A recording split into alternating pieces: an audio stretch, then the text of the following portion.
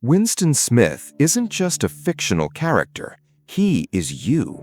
That phone in your pocket, it's a telescreen, and you're the one who paid for it.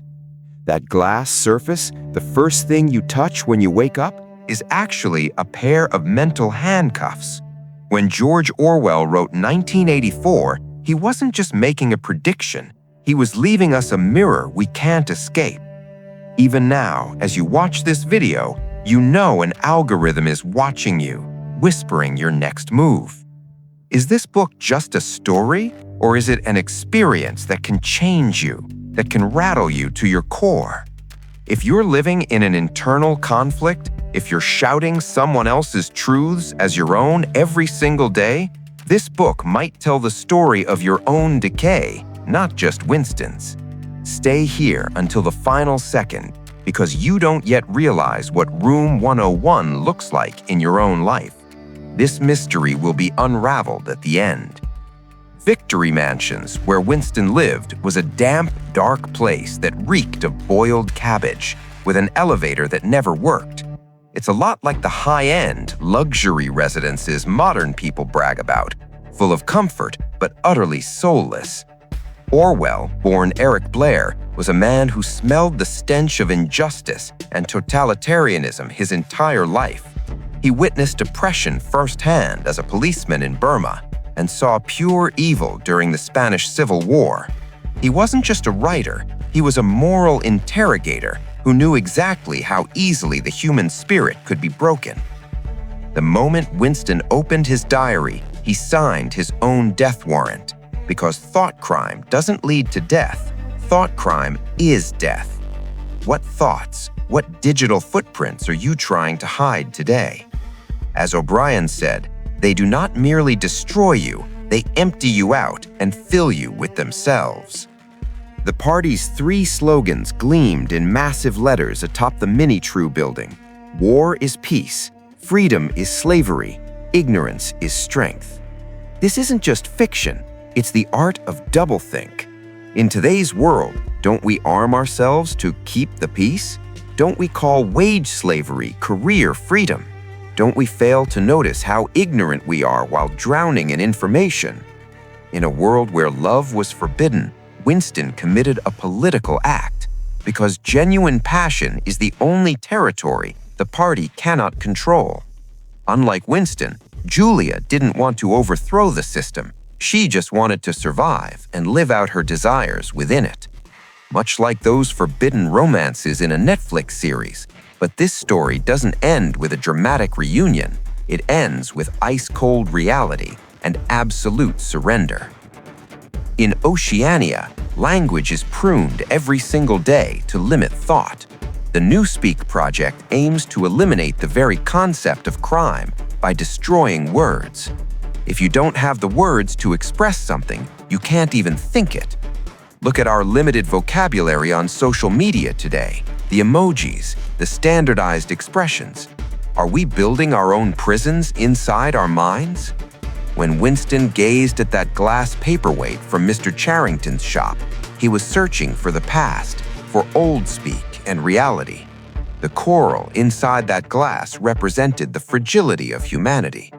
In an atmosphere reminiscent of a Black Mirror episode, Winston's greatest fear isn't just dying, it's being erased as if he never existed. The party's power comes from its ability to rewrite history at will. He who controls the past controls the future. But what about O'Brien? Is he just a torturer, or is he Winston's savior? Orwell sets the ultimate moral trap here. O'Brien is the one who understands Winston, who reads the same books, who even completes his thoughts. If an executioner knows his victim this well, where does the line between them begin? O'Brien is a totalitarian god. He doesn't just force Winston to submit, he forces him to truly love Big Brother. In the modern world, don't we secretly love the systems that exploit us and the tech giants that surveil us? Don't we volunteer our data to them? Winston's strange bond with O'Brien is a reflection of our own attachment to our screens. Orwell's 1984 is in fact a negative utopia. Compared to Aldous Huxley's Brave New World, Orwell's vision is harsher, bloodier, and darker. In Huxley's world, people are numbed by pleasure. In Orwell's, they are disciplined through pain. Today, we are somewhere in between. We are numbed by consumerism while being whipped into line by an invisible hand. Winston's meeting with Julia in the woods was the ultimate scream against the system. But even those woods were bugged. The purity of nature succumbed to the coldness of the machine. Orwell performs an autopsy on the helplessness of human nature against technology and ideology. Winston isn't a hero, he's a victim whose defeat was pre-planned. What is the party in your life? Your career, your social status, or your never-ending need for validation? Let's take a closer look at the author's life. Why was Eric Blair so hopeless? Perhaps the reality he saw left no room for hope. He wrote this masterpiece while battling tuberculosis amidst the ruins of World War II. These words, poured from the pen of a man feeling the cold breath of death on his neck, are a last will and testament. Orwell wasn't just a political writer, he was a mourner watching the extinction of the individual. Those blurry memories Winston has of the past, his mother's embrace, the tune of an old song, these are the last crumbs of what makes us human. The party wants to sweep away even these crumbs, because a person who remembers is a person who cannot be controlled. Today, our memories are entrusted to the cloud. How much control do we have over our own past? If someone turned off those servers one day, would we be considered to have never existed at all? Room 101, the place where everyone's greatest fear is kept. For Winston, it was rats. What is it for you? Loneliness? Being forgotten? Being dead broke? When O'Brien brought that cage toward Winston's face, Winston didn't just betray Julia, he betrayed his own humanity. The moment he screamed, "Do it to Julia, not me," was the system's absolute victory. Love had knelt before selfishness. This scene is a prophecy of the narcissistic, me-first nature of modern man. Who would you sacrifice in a moment of danger? Which of your values would you abandon? As a moral interrogator, Orwell backs us into a corner. To an audience expecting a dramatic hero, he delivers the rawest, most bitter truth. Everyone has a breaking point, and the system knows exactly where yours is. Big Brother is watching you. This slogan wasn't just on street posters, it was in the furthest corners of the mind. Surveillance isn't just a punishment, it's a way of life. Today, cameras are everywhere, but the most dangerous camera is the internal one that asks, what will people think? Even when Winston tried to stay out of the telescreen's view, he knew he was being watched inside his own head. Orwell declared the death of privacy. Without privacy, there is no thought. Without thought, man is merely a biological machine. Today, our data is processed and our choices are manipulated. Are we making choices, or are algorithms choosing for us? The similarities between Winston's Oceania and our digital world have moved beyond chilling coincidences. They've become a software update. Are you just an updated slave? In a social context, 1984 isn't just a critique of communism or fascism, it's a critique of power itself. As O'Brien said, the party seeks power entirely for its own sake. There is no other purpose. It doesn't care about prosperity, equality, or justice, only absolute dominion. This is the secret constitution of modern power centers as well. Corporations, states, even social communities, they all crave more control. Winston's struggle within this massive mechanism is like a fly twitching in a spider's web. So, where are we in this web? Are we the prey, or are we the web itself? Orwell offers no exit at the end of his work, because the exit isn't in the pages of the book, it's in what the reader does after this autopsy. A moral inquiry is just mental masturbation unless it turns into action. Winston's diary is a note left for history. To the future or to the past, To a time when thought is free, greetings. This greeting is a message that has actually reached us, but are we free enough to receive it?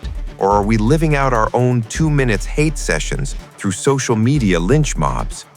The party's tactic of keeping the masses together by creating enemies is still the most effective political method today. We need an enemy, someone to hate, a victim to make ourselves feel superior. Orwell shows how artificial yet unifying social hatred can be. As Winston lost himself in those hate sessions, he was losing another piece of his humanity. Who are you pouring hate onto today to fill your own void? The autopsy is deepening. The scalpel is now hitting the bone. The Winston sitting in the Chestnut Tree Cafe is no longer the old Winston. He now loves Big Brother.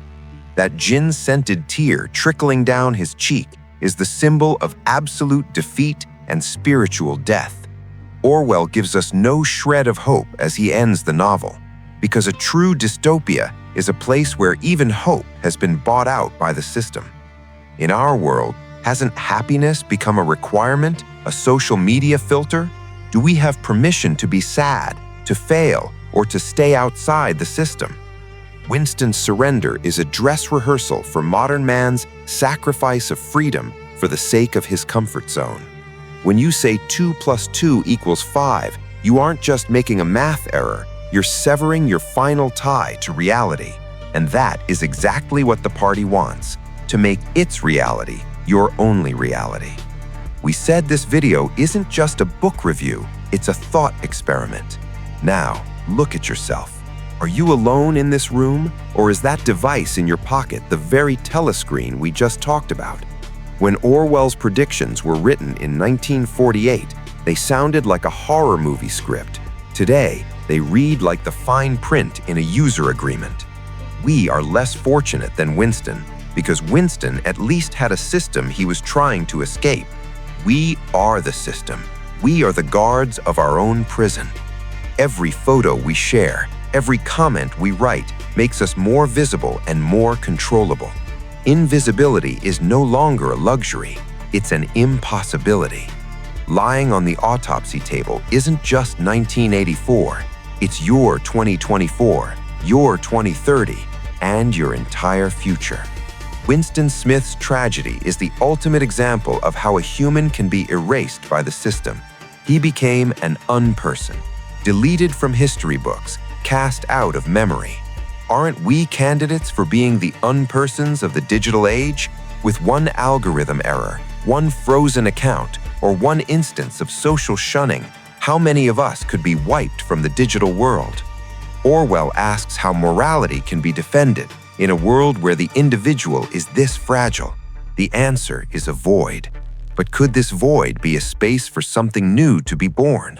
If Winston surrendered, could we choose not to?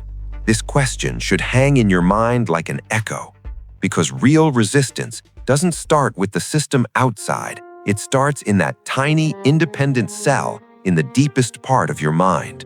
Are you still protecting that cell? We've reached the end of the video, but the questioning is just beginning. Are we a part of the future, or are we creating it?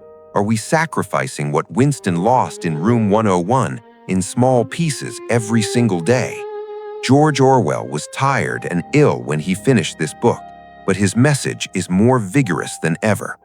If there is hope, Winston said, it lies in the proles, that is, in those who stay outside the system, in those who can still remain human. Where do you stand in that hope? In these deep corridors of the Seoul Autopsy Museum, we've put another mind on the table today. If you want to be a part of this intellectual community, this underground resistance, don't just be a subscriber, be a fellow traveler.